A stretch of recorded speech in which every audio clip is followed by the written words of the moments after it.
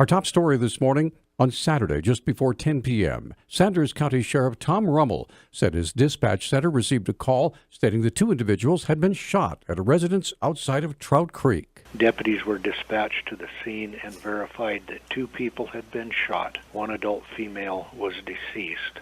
One adult male with a gunshot wound was transported to St. Patrick's Hospital in Missoula. Rummel said upon arrival, deputies determined that the suspect had fled the scene. With the assistance of two Bear Air out of Kalispell, the suspect was later located a short distance from the residence, deceased from a self-inflicted gunshot wound. Investigation into this incident is ongoing at this time, and the names of the victims and the suspect are being withheld pending notification of the next of kin. Once again, Rummel said that investigation continues. The identity of Saturday's fatal vehicle pedestrian accident has been released. Missoula County Undersheriff Rich Marcelli has details. Missoula County Sheriff T.J. McDermott, coroner, has released the name of the victim of Saturday evening's pedestrian versus vehicle accident as being 46-year-old Jill Jenkins of Missoula.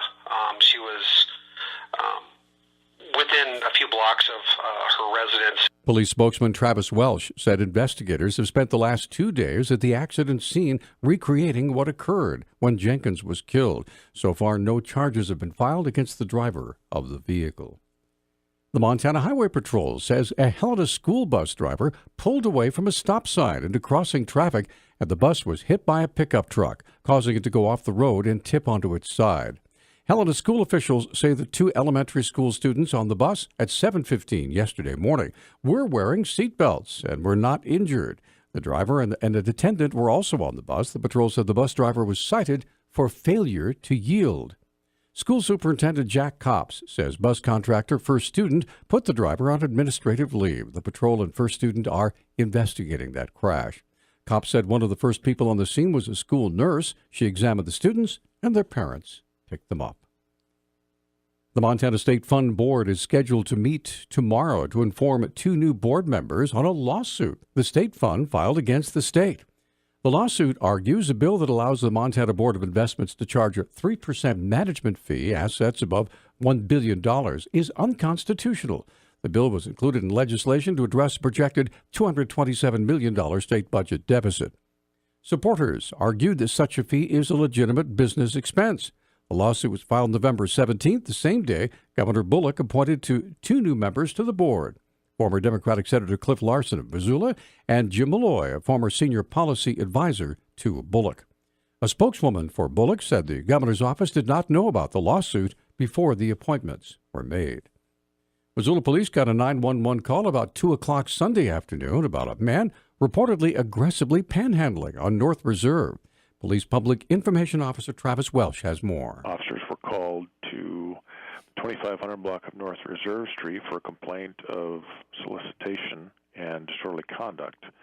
The officers made contact with adult male and adult female at that location and learned that there was an order of protection in place preventing the male from being with the female. Police ended up arresting 43-year-old Jeremy Bean Stock, but he didn't receive any charges related to solicitation or disorderly conduct. He made admissions to the officers that he was aware of the orders of protection and was subsequently arrested for violating that order. After that, it was learned that Mr. Stock had 2 prior convictions for violating the same orders, making this one a felony.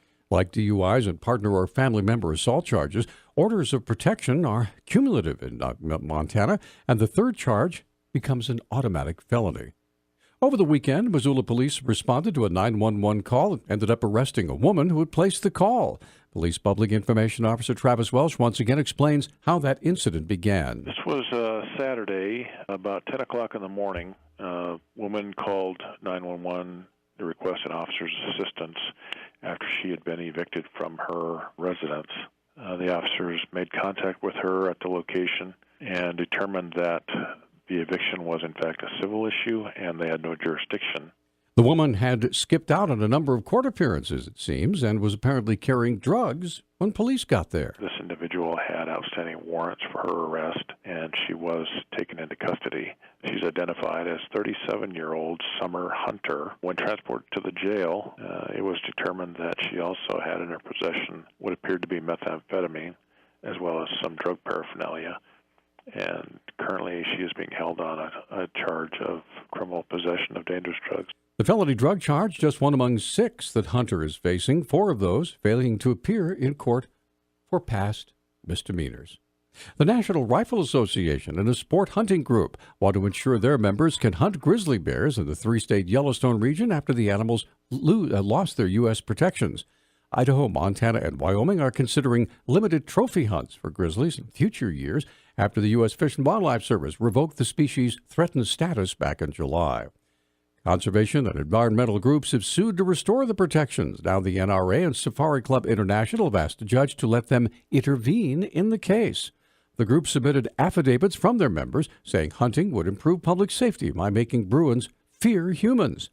An estimated 700 bears live in and around the Yellowstone Park. Attacks on humans have increased since the animals rebounded from widespread extermination in the last century.